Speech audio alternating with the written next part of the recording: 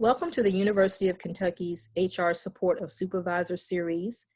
And this series is designed to assist supervisors as they are assisting their employees, but also give them an opportunity to connect with other supervisors. And today we're going to be talking about setting a good example.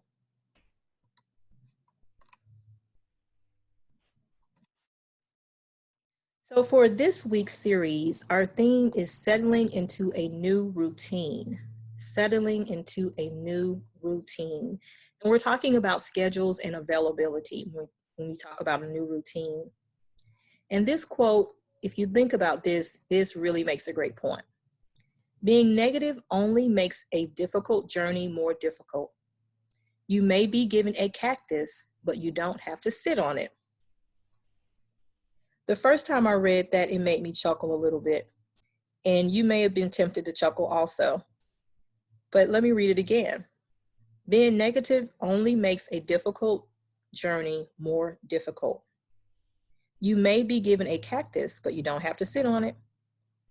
So that reminds us basically that, at this time you may be thinking, gosh, there's some things popping up that's a little bit challenging, it's unknown, it's new. It may be a bit to adjust to, a lot of changes, but we all get to choose what we do with things that happen to us. So we all get to choose, to try to maintain some positivity, to try to maintain some calm. And there are some resources available to assist us with that.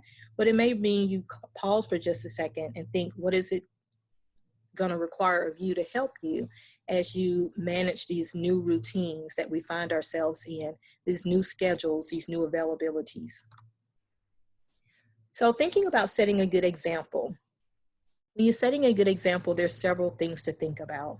You're going to think about how you manage your workload, how you manage your care for yourself, your self-care, how you connect with your colleagues, as well as your regular work-life responsibilities.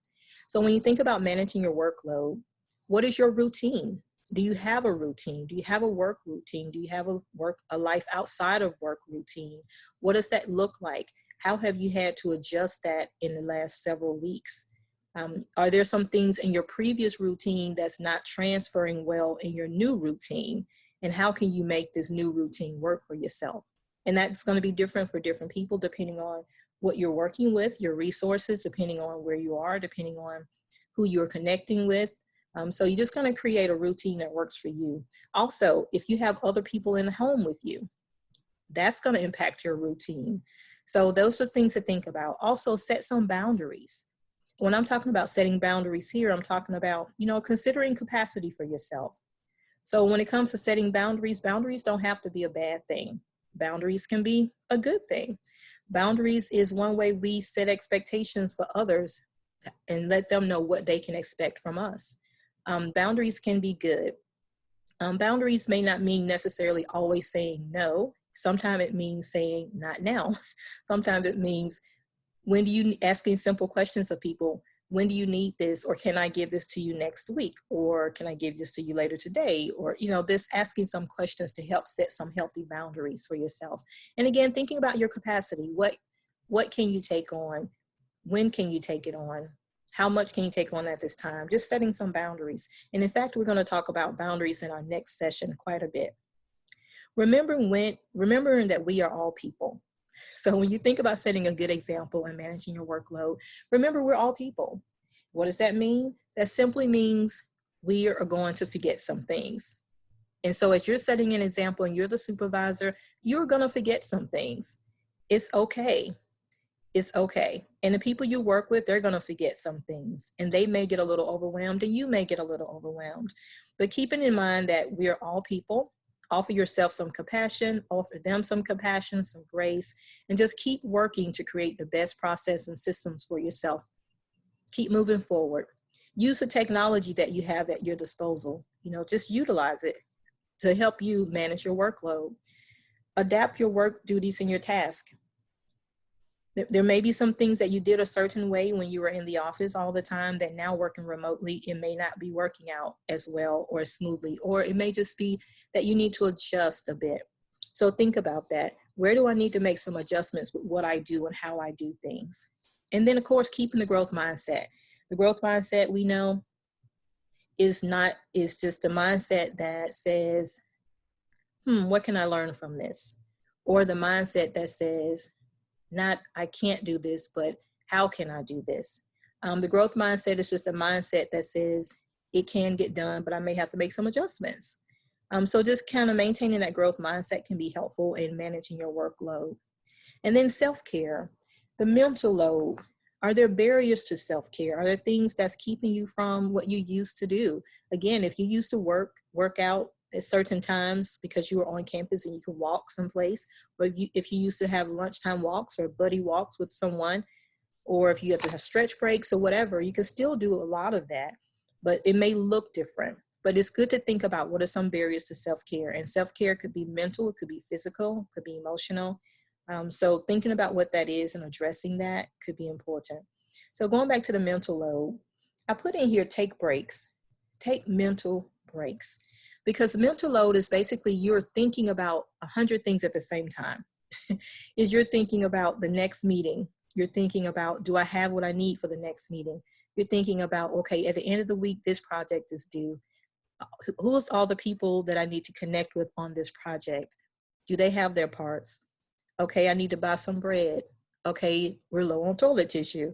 Mental load is just this unending list, and it wraps up workload, work-related things, as well as home life things. So mental load is just this kind of ongoing to-do list. So sometimes to get away from that or to take a break, you have to think of some creative things. And there are fun ways to do that, mental breaks. It could be that you literally just get up and move around, go grab a snack, go grab something to drink and come back. Maybe you do something very intentional, such as a crossword puzzle. Maybe just sit there for 5 minutes and just find 3 or 4 words and do that for 5 or 10 minutes. And that's a mental break from what you're working on, and then go back to it. Maybe you listen to a song, maybe you do a dance break, whatever the case may be, do something. All of this is kind of that whole self-care piece. Keep in mind what you can control, very important. We know we can't control everything. Sometimes it's nice to make a list if you're feeling very, very overwhelmed. What can I control? What can't I control? Literally make a list. Sometimes that can be helpful because you may find that you're focusing a lot on stuff that you can't control, and you maybe need to pull back from that a little bit. And that might alleviate some of the anxiety and stress that you're feeling. And then connecting with your colleagues. Again, use that technology. Remember unique circumstances in connecting with your colleagues. Are there unique things that are coming up? Are there circumstances that might make this difficult? Are there timelines that's going to be better for different people and yourself? Maybe the normal times that you would have connected may not work. You may need to look at some alternatives. Those are things to think about. So setting a good example involves quite a few things, but it can be done. Here's a few questions to think about. So ask yourself, what example am I setting? What example am I setting when it comes to my boundaries, when it comes to my schedule, my character, my relationships, my organizational skills? What example am I setting? When my team watch me, what are they seeing? Would I want to follow my example? And you can really think of some very tangible things here. Is this how I want someone to treat me? Is something hindering me from setting a good example? Is there something? What is it? Is that something you can change? Is it something you can address? So these are just questions to think about. You know, when you talk about setting a good example, what example am I setting? Like, be honest with yourself. Pause, like take a moment and think about it. And then think about, what can I do to make some changes? So here's to be an example. Engage your team. Create a culture of trust. Stay organized. That sounds really good, right? Stay organized. Engaging your team. There are different ways to engage people. Also think about the different people you're working with. Think about the size of your teams. I know some people may have small teams, like 5 people or 10 or less. Some may have really large teams. So how do you engage a large group versus a small group? And then the individuals that you're working with, what is engagement to them? Like, what do they need? Some people need more, some need less. That culture of trust, that tends to take time. And that's very intentional. And that's a two-way street. So you might be trying to do things to offer trust, but it has to be reciprocated. The other person has to choose to trust as well. And then think about listening with care. The verbals and the nonverbals are very important. So this is why whenever you can do a video meeting, that's huge, because you will be able to see the nonverbals, not only just listening. You can see expressions on someone's face. You can see the slumped shoulders. You can see the head shaking. You can see the eyes rolling.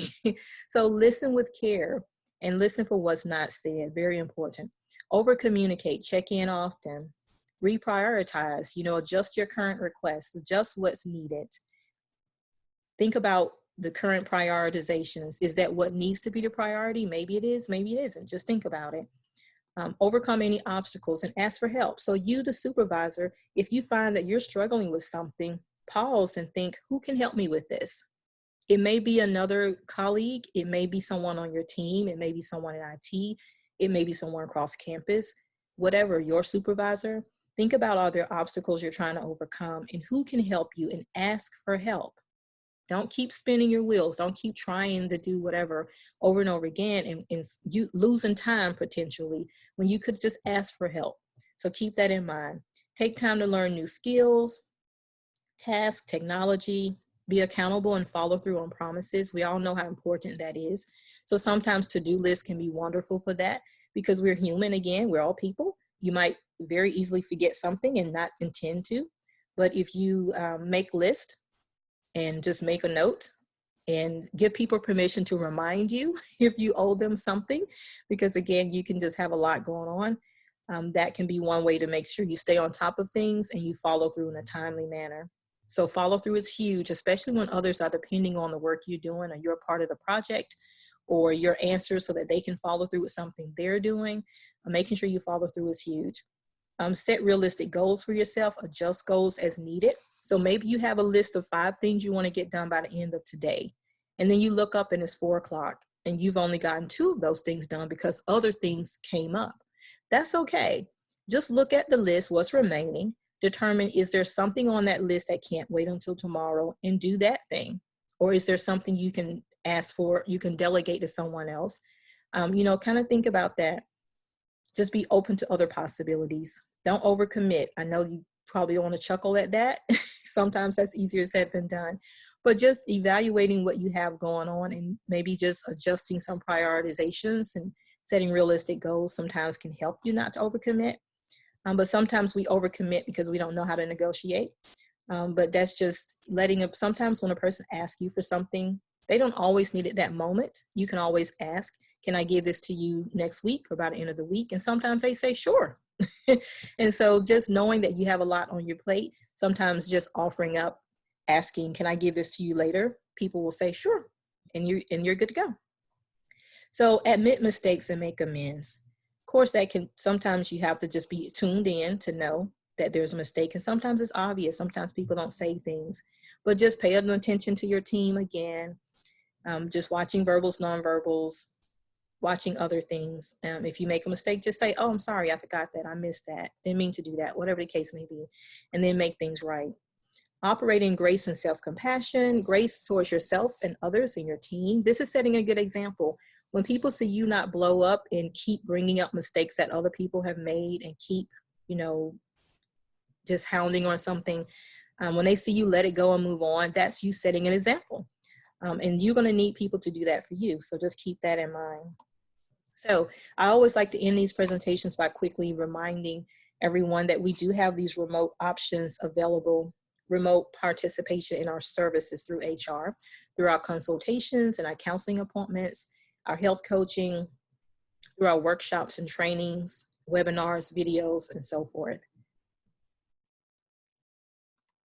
Also, if you want more information about any of the resources and services that we provide, specifically related to well-being, if you check out our website, you can go initially to the HR website. And from the HR website, you can connect with the different services that we provide through our financial well-being, our health and wellness, our training and development, and of course, the Office of Work Life. So to wrap up, please always know that we believe in you and highly encourage you to take it one day at a time as you are striving to set an amazing example for your employees. But do note that you're human and we all are doing the best we can. But note that we believe in you and we know you got this.